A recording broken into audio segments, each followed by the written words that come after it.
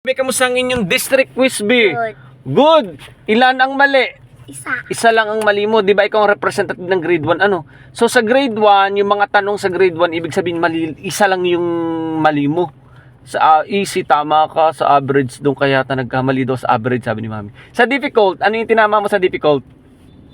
Ha? Ano nga yun? Yung pantig, ilan ang pantig daw ng salitang komunikasyon? Tama. Tama ka daw doon, sabi ni Mami. Oo, Walang pamimilian, yun Tama ano? ako, 5 kasi. Oh, anong ginawa mo? Paano mo nakuha yung pantig na 5? Tingnan ko, sabi ko. Paano? Yan, nagbilang sa daliri bago mo isinulat yung sagot. Very good yun. Ganyan. Yan, nauutal ka dun kaya hindi mo agad mabilang ano. Ang galing naman, nagbilang muna ano sa isip, hindi yung basta maglalagay ng sagot. Ganun. Susure mo muna sa isip mo, i-count mo muna. Ano?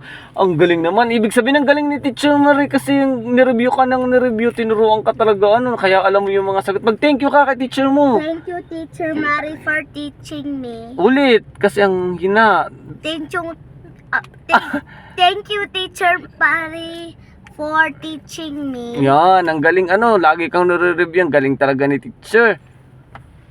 Nakakatuwa naman si na Bebe sa kanilang... Teacher! Oh, ang sasabihin mo? Nalito ako Oh, kay Teacher sa Marie. average. Ah, nalito ka. Sabihin mo kay Teacher, bakit ka nalito? Okay lang.